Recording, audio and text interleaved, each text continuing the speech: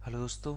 Last lecture में हमने discuss किया था, कैपेसिटेंस फाइंड आउट किए थे ट्रांसमिशन लाइन के, और डिफरेंट केस के अंदर हमने डिफरेंट डिफरेंट फार्मूलों को डिस्कस किया था। तो आज हम कंटिन्यू करेंगे सेगमेंट 2 को ही, और नेक्स्ट जो अपना टॉपिक होगा वो होगा ABCD parameters of long transmission line. ABCD parameters of long transmission line. तो यहाँ पर हम जो फाइंड आउट करने वाले हैं वो है आपके लॉन्ग ट्रांसमिशन जो लाइन होती है उसके लिए ABCD पैरामीटर्स क्या क्या होंगे वो हम देखेंगे।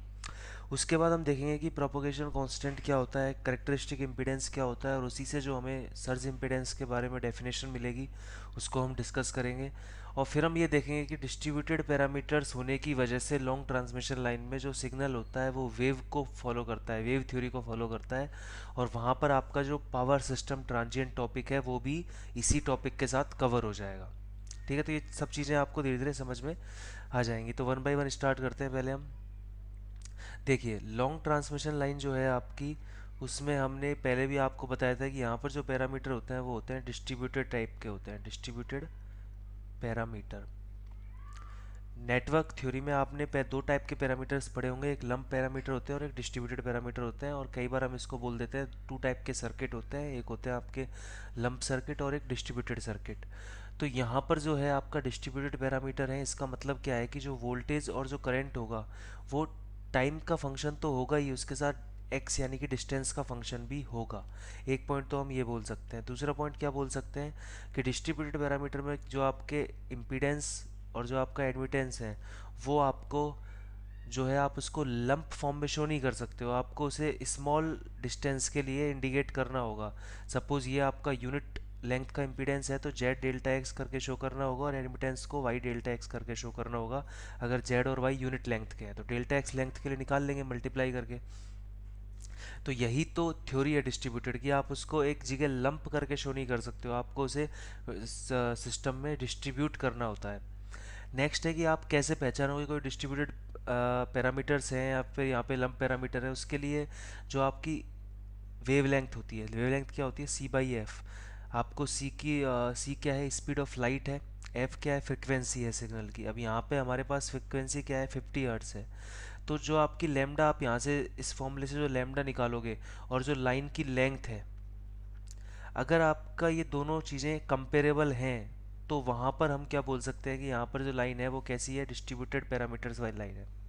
ये एक इंपॉर्टेंट पॉइंट है, वो आपको पता होना चाहिए। तो ये लॉन्ग ट्रांसमिशन लाइन के बारे में, इसके ऊपर एक बार क्वेश्चन भी आ चुका है गेट के अंदर ही।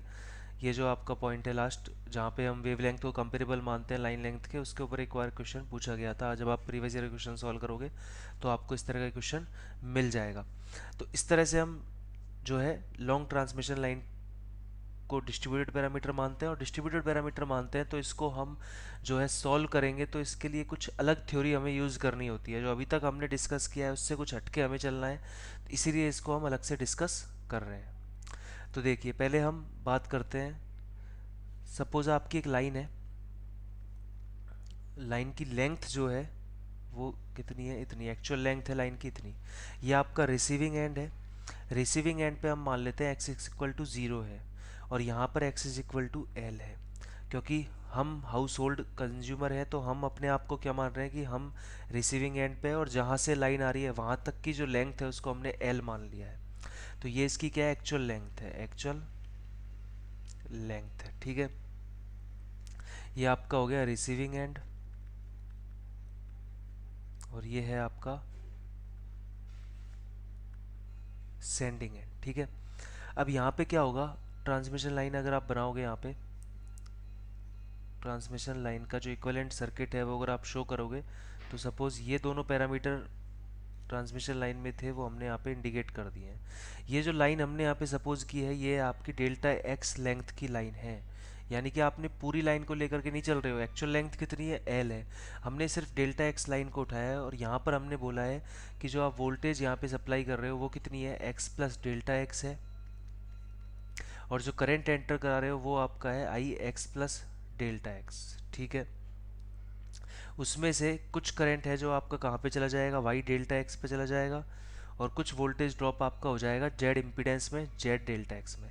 जेड और वाई क्या है, यूनिट लेंथ के इम्पीडेंस और एडमिटेंस है। आपने इसको डेल्टा एक्स लेंथ के लिए निकालना, तो आपने यूनिट लेंथ वाले को डेल्टा एक्स से मल्टीप्लाई किया तो जेड डेल्टा एक्स आ गया, यहाँ पे वाई डेल्टा एक्स आ गया। तो यहाँ पर जो करंट आएगा वो आएगा आपका आई एक्स करंट, और यहाँ पर आएगा कितनी वोल्टेज आएगी, वी एक्स वोल्टेज आएगी। तो हमने पूरे एक्चुअल लेंथ के सिग्नल को एक डेल्टा एक्स कंपोनेंट में मान लिया। हम पहले डेल्टा एक्स के लिए सॉल्व करेंगे इसको, फिर हम इसको जनरलाइज कर देंगे एल लेंथ के लिए। ठीक है, तो यहाँ पे मैं बाउंड्री कंडीशंस लेके चल सकता हूँ। तो बाउंड्री कंडीशंस क्या होंगी यहाँ पर, at x is equal to zero क्या क्या होगा पहले देखिएगा। वी एक्स क्या होगा, X is equal to zero पर ये आपका क्या हो जाता है, वी आर रिसीविंग एंड की वोल्टेज हो जाती है। और आई एक्स जो करंट है वो क्या हो जाएगा, X is equal to zero पे आई आर रिसीविंग एंड का करंट बन जाएगा। ठीक है, इसी तरह से अगर मैं बाउंड्री कंडीशन लगाता हूँ X is equal to L पर, तो ये कौन सा एंड हो गया, सेंडिंग एंड हो गया। तो यहाँ पर जो आपकी सेंडिंग वोल्टेज है वी एक्स आएगा, वो क्या आएगा, सेंडिंग एंड वोल्टेज आएगी। और जो करंट आएगा वो आएगा आपका सेंडिंग एंड करंट। तो ये बाउंड्री कंडीशंस है जो हमें, जब इसकी हम डिफरेंशियल इक्वेशन बनाएंगे तब उसको जब सॉल्व करेंगे तब हमें बाउंड्री कंडीशंस यूज़ होंगी। क्योंकि आप जानते हो जब भी हम डिफरेंशियल इक्वेशन सॉल्व करते हैं तो उसमें कांस्टेंट आता है, उस कांस्टेंट को फाइंड आउट करने के लिए हमें कुछ बाउंड्री कंडीशंस की रिक्वायरमेंट होती है। ठीक है, उसके अलावा कुछ कांस्टेंट हम यहाँ पे मान लेते हैं। जो भी आपका रूट ऑफ जेड यानी कि इम्पीडेंस इंटू एडमिटेंस होगा, उसको आगे जा करके हम चैप्टर में बोलेंगे गामा। गामा यानी कि आपका प्रोपोगेशन कांस्टेंट। इनका जो फिजिकल इंपॉर्टेंस है वो आपको चैप्टर में आगे बढ़ते हुए समझ में आ जाएगा। अभी हमने इसको मैथमेटिकली डिफाइन कर दिया कि कहीं पर अगर जेड इंटू वाई हो रहा है तो उसे तो गामा बोलेंगे, और अगर जेड डिवाइडेड बाई वाई हो रहा है तो उसको हम बोलेंगे जेड सी। जेड सी आपका है करेक्टरिस्टिक इम्पीडेंस, करेक्टरिस्टिक इम्पीडेंस। अब इनको अलग से नाम क्यों दिए गए, इनकी क्या इंपॉर्टेंस है, वो आपको धीरे धीरे चैप्टर में समझ में आने लगेंगे। ठीक है, ये सब जो आपको मैथमेटिकली रिक्वायरमेंट चीज़ें थी वो मैंने आपको बता दी। अब डेरिवेशन हम देखते हैं एबीसीडी पैरामीटर निकालने का। बेसिकली एबीसीडी पैरामीटर अगर हमें निकालने हैं तो हमें क्या करना है, इस तरह से रिलेशन फाइंड आउट करना है वी एस आई एस का, सेंडिंग एंड की वोल्टेज का किसके साथ, वी आर आई आर के साथ, यही रिलेशन निकालना है। V R I R V S I S के बीच में जो ये डिटर्मिनेंट आएगा, ये मैट्रिक्स आएगा, वो आपका क्या हो जाएगा, एबीसीडी पैरामीटर हो जाएगा। It is a matrix not determinant. ठीक है, तो ये जो है हमें फाइंड आउट करना है। तो पहले हम बेसिक डेरिवेशन जब देखेंगे तो हमें बेसिक रिलेशन एक पता है कि वोल्टेज में पर यूनिट चेंज कितना हुआ है, पर यूनिट लेंथ में। जो आपका इम्पीडेंस में ड्रॉप हो गया वोल्टेज ड्रॉप, वही आपका वोल्टेज में पर यूनिट चेंज है। और इसी तरह से अगर मैं करंट में पर यूनिट चेंज निकालूँ डिफरेंशिएशन की फॉर्म में, तो वो क्या है आपका, जो करंट आपका इस लाइन में चला गया, कितना करंट जाएगा, वाई डेल्टा एक्स से मल्टीप्लाई कर देंगे किसको, जो है आपके वी एक्स को। यानी कि हम यहाँ पे y से वी एक्स को मल्टीप्लाई कर देते हैं, वो यहाँ पे करंट का ड्रॉप हो गया। तो voltage drop Z I x है, करंट ड्रॉप कितना है, वाई वी एक्स है। इस तरह से हम इसको डी वी बाई एक्स और डी आई एक्स की फॉर्म में लिख सकते हैं। अब यहाँ पे अगर मैं d square we upon D x square करता हूँ तो ये क्या आएगा, जेड, और d i x upon D x आ जाएगा, दोनों साइड में डिफ्रेंशिएशन होगा तो ये आपको मिल जाएगा जेड वाई वी एक्स, क्योंकि हम इस इक्वेशन को यहाँ पे पुट कर देंगे। और मैंने आपको बताया था कि z y, root of z y is equal to gamma, तो z y is equal to क्या होगा, गामा स्क्वायर वी एक्स हो जाएगा। तो ये एक बहुत ही इंपॉर्टेंट इक्वेशन मिल गई है, और इस इक्वेशन से रिलेटेड क्वेश्चन इस बार के गेट के अंदर पूछा गया था, नहीं गेट 2019 में क्वेश्चन पूछा गया था कि ये इक्वेशन किस चीज़ को सिग्निफाई करती है। तो ये आपके किसको सिग्निफाई कर रही है, पावर सिस्टम में ट्रांजिएंट्स को सिग्निफाई कर रही है। तो इस तरह का वहाँ पे आपका ऑप्शन दिया हुआ था। तो इस तरह की इक्वेशंस जो है वो क्या बताती है, एक तरह से आपका इसका जब सॉल्यूशन आप करोगे तो आपको बहुत कुछ इससे डाटा मिलने वाला है। ठीक है, तो ये आपकी एक डिफरेंशियल इक्वेशन बन चुकी है। वेव को एक तरह से वेव इक्वेशन है ये, किसको बता रही है, वेव को बता रही है। तो ये आपकी एक डिफरेंशियल इक्वेशन, इसको हम यहाँ पे नोट करेंगे, D square we upon D x square is equal to gamma square V X. इसी तरह से इसका जब हम सॉल्यूशन निकालेंगे तो इसका सॉल्यूशन क्या होता है, डिफरेंशियल इक्वेशन है, इसका सॉल्यूशन क्या होगा, ए वन ई की power gamma x plus a two e की पावर माइनस गामा एक्स, यही आएगा इसको जब आप सॉल्व करोगे इस इक्वेशन को। तो अब यहाँ पर हमें वी एक्स मिल चुका है, तो इससे हम आई एक्स भी निकाल सकते हैं। वी एक्स पता है तो आई एक्स कैसे निकलेगा, फर्स्ट इक्वेशन को देखिए आप, इस वाली इक्वेशन से आई एक्स निकाल सकते हो। D v by d x को जेड से डिवाइड कर देंगे, आपके पास वी एक्स तो है ही, इसका एक बार डिफ्रेंशिएट करेंगे और उसको जेड से डिवाइड कर देंगे, तो आपके पास क्या आएगा, यहाँ पे आपके पास गामा अपॉन जेड मल्टीप्लाई हो जाएगा आपके पास ए वन ई की power gamma x minus a two e की पावर माइनस गामा एक्स। ठीक है, अब आपको पता है कि यहाँ पे दो इक्वेशन आपके पास हैं, दोनों को सॉल्व करना है, तो दोनों को जब भी सॉल्व करना है, सॉल्व तो कर चुके हो डिफरेंशियल इक्वेशन को, प्रॉब्लम क्या आ रही है, ए वन ए टू की वैल्यू जो आपको नहीं मिली है, तो ए वन ए टू की यानी कांस्टेंट की वैल्यू निकालने के लिए हम क्या करते हैं, हम यहाँ पर यूज़ करेंगे बाउंड्री कंडीशंस को। तो with the help of boundary condition, with the help of boundary condition का मतलब क्या है कि आप यहाँ पे पुट करोगे कि जो x इज इक्वल टू जब जीरो होगा तो आई एक्स होगा आई आर और वी एक्स होगा वी आर, जो मैंने पहले आपको लिखवाई है, और x is equal to L पर जो है आई एक्स होगा आई एस और वी एक्स होगा वी एस, यानी कि सेंडिंग एंड की वोल्टेज एंड करंट। तब आप इसको जब इन दोनों चीज़ों को इस इक्वेशन में पुट करते हो तो आपको जो आंसर मिलता है वो आपका आएगा V x is equal to V are plus I are Z C divided by two, ये आपका किसकी वैल्यू आ गई, ए वन की वैल्यू आ गई है, ई की पावर गामा एक्स, प्लस फिर आपके ए टू की वैल्यू क्या आएगी, v are minus I R Z C divided by two e की पावर माइनस गामा एक्स। और यही वैल्यू आप करंट में भी पुट कर सकते हो, तो करंट में क्या आ जाएगा, सेम आंसर आएगा, बस वन अपॉन जेड सी कर देंगे यहाँ पे, V are plus I are Z C by two, A one की वैल्यू पुट कर दिया आपने यहाँ पे, और ई की power gamma x minus one upon Z C we are minus I R Z C by two और e की पावर माइनस गामा एक्स। बहुत सिंपल डेरिवेशन है, यहाँ तक तो हम पहुँच चुके हैं। अब हमें क्या करना है, अब यहाँ पे हमें वी एस और आई एस को रिलेट करना था, किससे, वी आर आई आर से, और यहाँ पे आपका क्या मिल जाएगा, आपको ABCD पैरामीटर्स मिल जाएंगे। तो इसको रिलेट करने के लिए आपको यहाँ पे क्या पुट करना होगा कि at x is equal to l, जो आपका आई एक्स है वो तो क्या बन जाएगा, आई एस बन जाएगा, और वी एक्स क्या बन जाएगा, वी एस बन जाएगा। तो यहाँ पे आप जहाँ पर भी एक्स है उसकी जगह एल पुट करोगे, और वी एक्स की जगह क्या पुट कर दोगे, वी एस। उसी तरह से आई के अंदर आई एस पुट कर दोगे, एक्स की जगह क्या पुट कर दोगे, एल पुट कर दोगे, यानी कि एक और कंडीशन जो थी बाउंड्री की वो हमने यहाँ पर यूज़ कर ली है। तो अब आपको जो सॉल्यूशन मिलता है फाइनल, वो आपको याद भी रखना है, इंपॉर्टेंट सॉल्यूशन है, इंपॉर्टेंट रिजल्ट है अभी तक के लेक्चर का। क्या आ रहा है आपके पास कि वी एस आई एस, ये आपका आ गया है कॉस हाइपरबोलिक गामा एल, और ये जो डी है वो भी सेम आया है कॉस हाइपरबोलिक गामा एल, और ये जो आपका है sine hyperbolic gamma l divided by Z C, and यहाँ पर आया है Z C into sine hyperbolic gamma l, और ये आपका आ गया V R and I R. तो ये सिंपल आपके पास रिजल्ट मिल गया है जो आपको आगे याद रखना है। ठीक है, तो यहाँ पे हाइपरबोलिक क्यों आया, क्योंकि आप जब इन इक्वेशंस की जगह जो है आप इसमें ये बाउंड्री कंडीशंस पुट करते हो तो आपको मिलेगा कि रिजल्ट किस में आ रहा है, ए की पावर में आ रहा है, और हम जानते हैं हाइपरबोलिक फंक्शन को एक्सपोनेंशियल टर्म्स में कन्वर्ट किया जा सकता है, तो उसी फॉर्मूले को यूज़ करके हमने ये फाइनल फॉर्मूला फाइंड आउट किया है। ठीक है, तो अब हम क्या बोल सकते हैं कि a is equal to D, एक रिजल्ट तो क्या मिला कि जो ABCD पैरामीटर्स में a है वो d के इक्वल आया है, और AD minus B C is equal to क्या है, वन आया है, क्योंकि हम जानते हैं sine hyperbolic cos hyperbolic x minus sine hyperbolic x is equal to one, तो उसी वजह से यहाँ पे AD माइनस बी सी क्या आ गया, वन आ गया। और एक गामा हमें पता है इस फॉर्मूले में गामा क्या है, root of Z into Y, और जो आपका जेड सी इस फॉर्मूले में है वो है root of Z upon Y. ठीक है, तो ये आपको इस स्लाइड में जो मैंने आपको चार पांच चीज़ें लिखी हैं अब तक के लेक्चर में आपको यही याद रखना है। अब आगे की चीज़ें हम डिस्कस करेंगे।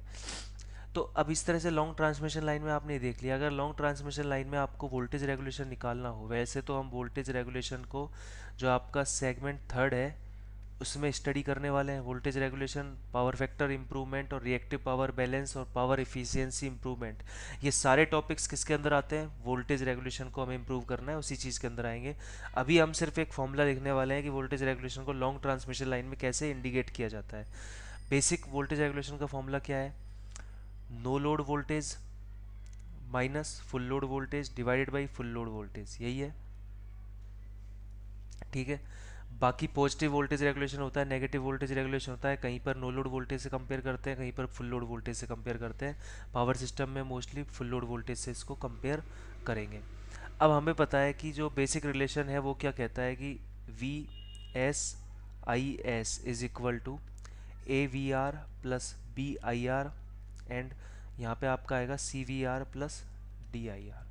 अब इस इक्वेशन की जरूरत तो है नहीं, हमें तो बस रिसीविंग एंड की वोल्टेज निकालनी है, यानी कि हमें वोल्टेज रेगुलेशन का फॉर्मूला फाइंड आउट करना है। बेसिक फॉर्मूला क्या है, no load voltage minus full load divide by full load. तो जो फुल लोड वोल्टेज है उसको तो मैं रिसीविंग एंड पे वोल्टेज बोल सकता हूँ, कुछ भी हो सकती है। जिस वोल्टेज पे आप रेगुलेशन फाइंड आउट कर रहे हो वही आपकी फुल लोड वोल्टेज है, तो आपने वी आर लिख दिया यहाँ पे। तो V no load minus V R divided by V R, ये आपका फॉर्मूला आ गया पर यूनिट में। अगर परसेंट में कन्वर्ट करना है तो 100 से मल्टीप्लाई कर दोगे। अब नो लोड वोल्टेज क्या होती है, नो लोड वोल्टेज का मतलब क्या है कि आउट जो यहाँ पे आपका आउटपुट साइड है यानी कि जो रिसीविंग एंड साइड है उसको क्या करोगे आप, ओपन सर्किट कर दोगे, तभी बोल सकते हो no load voltage. No load यानी कोई लोड नहीं है, कोई करंट नहीं है, तो ये ओपन सर्किट हो गया। ओपन सर्किट में आप आई आर की जगह जीरो पुट कर दोगे तो आपको वी आर क्या मिलेगा, वी एस बाई ए मिल जाएगा। तो इसको आप वी नो लोड की जगह पुट कर सकते हो, तो आपके पास फाइनल फॉर्मूला क्या मिलेगा। अगर आपको लॉन्ग ट्रांसमिशन लाइन में वोल्टेज रेगुलेशन निकालना है तो वो क्या आएगा, V S upon A minus V R upon V R into 100। इस फॉर्मूले को हम डिटेल से फिर से डिस्कस करेंगे वोल्टेज रेगुलेशन में जब हम सेगमेंट 3 कवर करेंगे। अभी के लिए आपको बेसिक चीज़ समझ में आ रही है, तो इसलिए यहाँ पर इसलिए नोट कराया है जिससे कि आपका लॉन्ग ट्रांसमिशन का जो एक अम्ब्रेला है उसके अंदर उसकी सारी चीज़ें कवर हो जाए, ठीक है। इसी तरह से अगर आपसे एफिशिएंसी पूछ ली जाए तो क्या निकालोगे, रिसीविंग एंड की power divide by sending end की पावर इंटू 100, ये बेसिक फॉर्मूला है। एक आपको क्या रिजल्ट मिला है कि A D is equal to क्या है, कॉस हाइपरबोलिक गामा एल है, और बी इज इक्वल टू क्या है, जेड सी साइन हाइपरबोलिक गामा एल है, और सी क्या है, sine hyperbolic gamma l divided by Z C. यही चीज़ें आपको मिली है यहाँ पे रिजल्ट की फॉर्म में, ठीक है। तो कई बार क्या पूछा जाता है कि अगर मैं लेंथ को इंक्रीज कर रहा हूँ तो एबीसीडी पैरामीटर पे क्या इफेक्ट पड़ेगा। तो ये क्वेश्चन आ चुका है कुछ एग्जाम्स में, तो मैं यहाँ पे आपको डायरेक्टली रिजल्ट की फॉर्म में लिखवा देता हूँ, याद रखना। अब लेंथ बढ़ाएंगे तो कॉस हाइपरबोलिक में एंगल के अंदर वाली क्वांटिटी जब बढ़ती है तो टोटल क्वांटिटी क्या होती है, डिक्रीज होती है। तो ए और डी पैरामीटर क्या हो जाएंगे, डिक्रीज हो जाएंगे, ठीक है। और जो आपके बी और सी किस पे डिपेंड करते हैं, साइन हाइपरबोलिक में, और साइन में अगर एंगल इंक्रीज होता है तो क्वांटिटी भी क्या होती है, इंक्रीज होती है, साइन हाइपरबोलिक में, सॉरी। तो यहाँ पर भी जो है आपका बी और सी क्या होंगे, इंक्रीज होंगे। तो अगर आपसे कोई पूछ लेता है लेंथ ट्रांसमिशन लाइन की इंक्रीज होती है तो कौन कौन से पैरामीटर इंक्रीज होंगे, कौन से डिक्रीज होंगे, ए और डी डिक्रीज होते हैं, बी और सी क्या होते हैं, इंक्रीज होते हैं, ठीक है। अब नेक्स्ट जो है आपका बहुत इंपॉर्टेंट है, इसके ऊपर भी गेट में एक बार क्वेश्चन आ चुका है, equivalent pi network, equivalent pi network of long line, of long line, ठीक है। देखिए पाई नेटवर्क निकालना है, लॉन्ग ट्रांसमिशन लाइन को इक्वलेंट पाई नेटवर्क में कंपेयर करना था। तो यहाँ पे पाई नेटवर्क का जो बेसिक सर्किट है वो कैसा होता है वो बना लेते हैं हम। कैसा होगा आपके पास, यही होता है पाई नेटवर्क। तो ये आपका क्या होगा, y/2 होगा, ये आपका y/2 होगा, और ये आपका z होता है। अब आपको बेसिकली करना क्या है, आपको A B C D parameters पता है, सपोज आपको क्या पता है, A B C D parameters पता है, फिर आप पाई नेटवर्क वाले पैरामीटर कैसे निकालोगे, ये आपसे पूछा जा सकता है। या फिर आप डायरेक्टली पूछेगा कि इसका पाई नेटवर्क क्या बनेगा। तो इस तरह के क्वेश्चन में आपको A B C D parameter तो पहले ही पता है क्या क्या है, a is equal to d is equal to cos hyperbolic gamma l, b is equal to z C sine hyperbolic gamma l, और सी आपका आ रहा है यहाँ पे 1/जेड c sine hyperbolic gamma l, यही आया है आपके पास। आपको नेटवर्क के एबीसीडी पैरामीटर पता है, और आप इस पाई को देख करके इसके भी एबीसीडी पैरामीटर्स निकाल सकते हो, ये मैंने आपको पहले ही बता दिया था। कैसे निकालोगे, इसके एबीसीडी पैरामीटर आपको पता है, इसके पता है, इसका पता है, तीनों को मल्टीप्लाई कर दो क्योंकि क्या है, कैस्केडेड है, तो आपको टोटल के क्या मिल जाएंगे, एबीसीडी पैरामीटर मिल जाएंगे। उसको जब आप इससे कंपेयर करोगे तो आपको जेड और वाई की वैल्यूज़ मिल जाएंगी। तो मैं डायरेक्टली वैल्यूज़ आपको बता रहा हूँ, याद रखना है आपको। तरीका क्या है, A B C D parameter आपको पहले से पता है। इस सर्किट के लिए भी आप A B C D parameter निकाल सकते हो, कैसे, यहाँ पे आपको इसका पता है A B C D parameter क्या होता है, इसका भी पता है और इसका भी, तीनों को कैस्केडेड कर दोगे तो आपको फाइनल फॉर्मूले मिलेंगे ए बी सी डी के लिए। उसको जब आप इन ए बी सी डी से कंपेयर करोगे तो आपको सॉल्यूशन मिल जाएगा। तो क्या रिजल्ट आता है, जो जेड आता है वो तो आपका आता है जेड सी साइन हाइपरबोलिक गामा एल, ठीक है। और वाई बाई टू जो आएगा आपका वो आता है tan hyperbolic gamma l by two divided by Z C. तो ये आपको पाई नेटवर्क बनाने के लिए दोनों फॉर्मूले यूज़ होंगे। उसके अलावा यहाँ पे एक चीज़ आती है, अटेन्यूएशन नेटवर्क क्या होता है, फेज शिफ्टिंग नेटवर्क क्या होता है। तो ये बेसिक चीज़ें हैं जो आप समझते चलिए, क्वेश्चंस में जहाँ यूज़ होंगी आप कर लोगे आगे से। ये है आपका attenuation attenuation network. Attenuation network का मतलब होता है जहाँ पे आपके सपोज आर है और एक आपका क्या है जी है, आर और जी, यानी कि रेजिस्टेंस एंड एडमिटेंस आपका आर जी आ गया है, कंडक्टेंस जिसको बोलते हैं हम यहाँ पे, ये वी आई है, ये वी नॉट है। तो ये अटेन्यूएशन क्यों बोल रहे हैं, क्योंकि जो इनपुट वोल्टेज को अटेन्यूएट करता है, इसके अक्रॉस वोल्टेज क्या आएगी, v i into one upon g divided by r plus one upon g. तो इसलिए इस नेटवर्क को बोलते हैं अटेन्यूएशन नेटवर्क। और इसी तरह से एक नेटवर्क आता है फेज शिफ्टिंग नेटवर्क।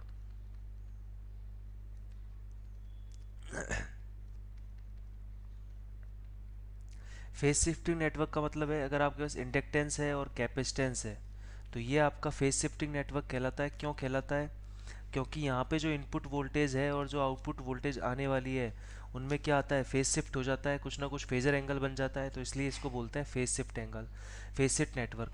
तो ये दोनों बताने का पर्पज़ क्या है कि जो आपकी लॉन्ग ट्रांसमिशन लाइन है उसके अंदर आपका दोनों चीज़ें हैं, आर भी है, एल भी है, यहाँ पे आपका जी भी है और आपका सी भी है, सारे पैरामीटर्स होते हैं लॉन्ग ट्रांसमिशन लाइन में। तो वहाँ पे आपके सिग्नल का अटेन्यूएशन भी होता है और फेज शिफ्टिंग भी होती है, ठीक है। सिग्नल का अटेन्यूएशन भी होगा और फेज शिफ्टिंग भी होती है, ठीक है। ये चीज़ यहाँ पे बताना था, तो वो आपके क्लियर हो चुका है। अब नेक्स्ट आपके आता है ट्रेवलिंग वेव क्या होती है। ट्रेवलिंग वेव,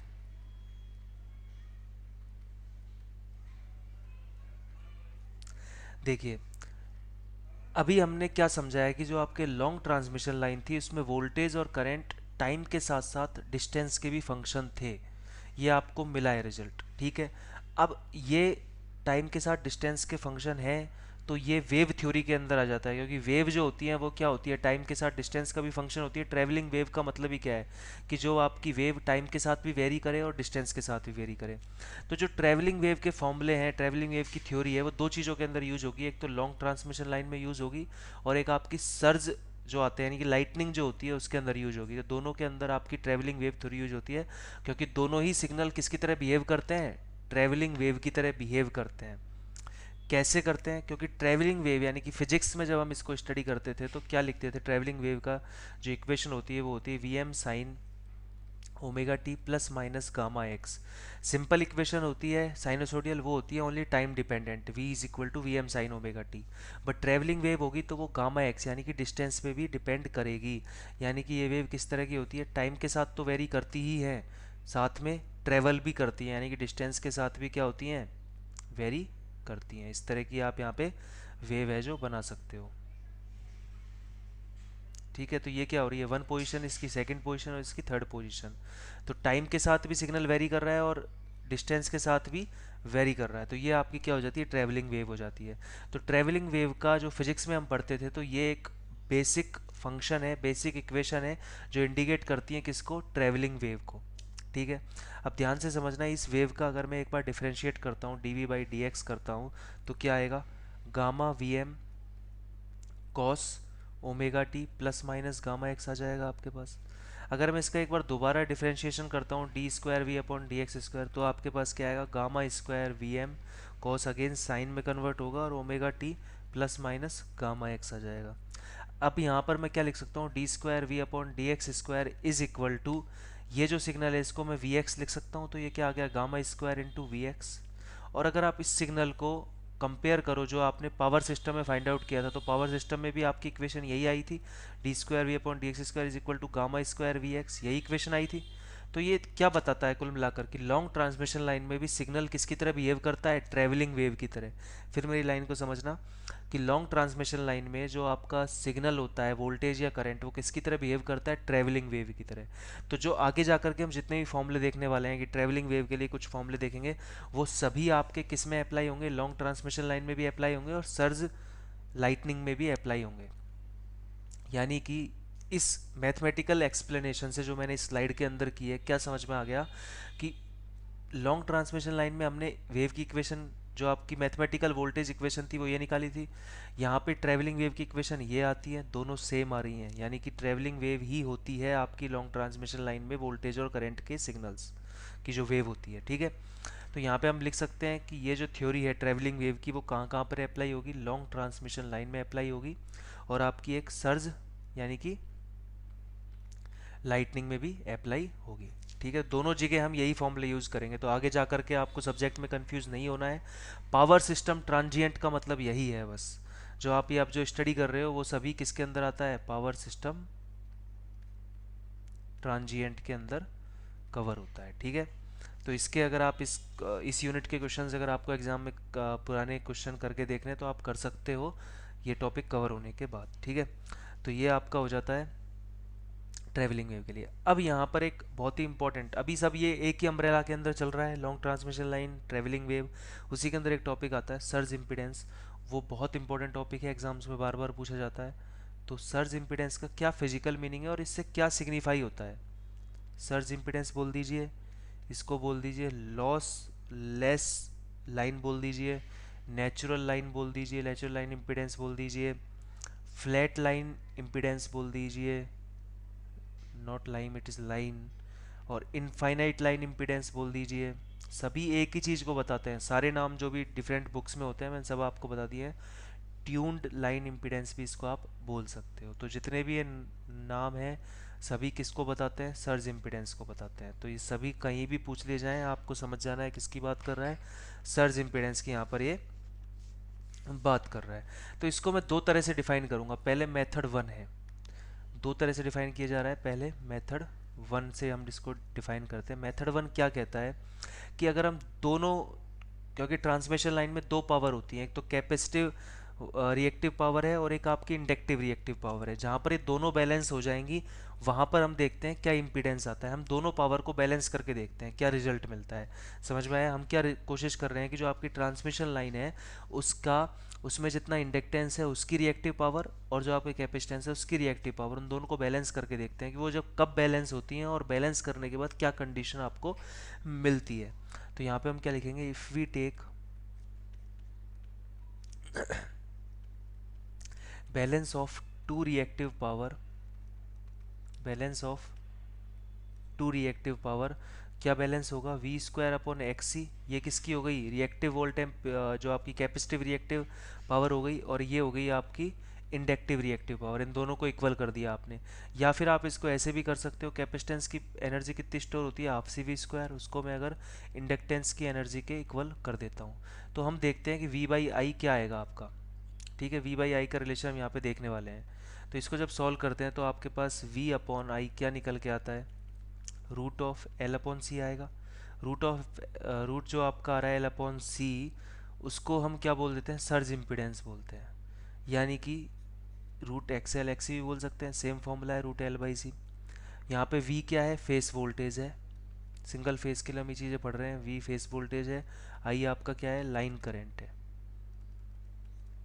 तो इस फॉर्मूले से क्या पता चलता है कि जो आपका, अगर आप लोड साइड में, सपोज ये आपकी ट्रांसमिशन लाइन इंडक्टेंस है, कैपेसिटेंस है, और आपने अगर लोड साइड में V आ रहा है और करंट कितना आ रहा है, I आ रहा है, तो लोड साइड में जो लोड लगाया, यानी कि यहाँ पे आपने एक इम्पीडेंस, एक रेजिस्टिव लोड लगाया जिसमें V इज इक्वल टू आई, यानी कि आपका जो लोड है वो अगर रूट एल बाई सी के इक्वल है तो लाइन में रिएक्टिव पावर बैलेंस अपने आप हो जाएगा। और रिएक्टिव पावर बैलेंस होने के बहुत फ़ायदे हैं, ये आपको वोल्टेज रेगुलेशन में और अच्छे से समझ में आएंगे। अभी के लिए रिएक्टिव पावर बैलेंस हो गया, कब हो गया, जब आपने लोड कितना लगा दिया, रूट एल बाई सी, तो इसी को हम बोलते हैं सर्ज इम्पीडेंस लोड। तो इसको इंडिकेट करते हैं जेड एस से। तो जेड एस के बारे में क्या लिख सकता हूँ, Z S is independent of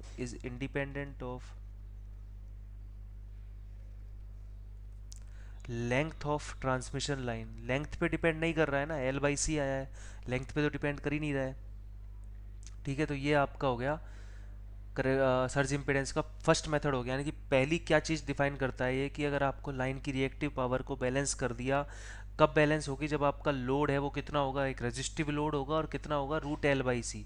तब आपको क्या रिजल्ट मिलेगा, दोनों एनर्जीज एक दूसरे को बैलेंस कर लेंगी, दोनों पावर एक दूसरे को बैलेंस कर लेंगी, और इसका सीधा सा मतलब यही है कि जो है आपका रिएक्टिव पावर दोनों बैलेंस हो गई है, वोल्टेज रेगुलेशन इंप्रूव हो गया है, और आपको सेंडिंग एंड वोल्टेज और रिसीविंग एंड वोल्टेज सेम मिलेगी। ये सभी हम वोल्टेज रेगुलेशन में भी देखेंगे। तो ये तो मेथड वन है। इसके बारे में आपको जो जो मैंने अभी बोला है वो मैं आपको नोट भी कराऊंगा, पर ये हम नेक्स्ट नेक्स्ट लेक्चर में नोट करेंगे। So thank you.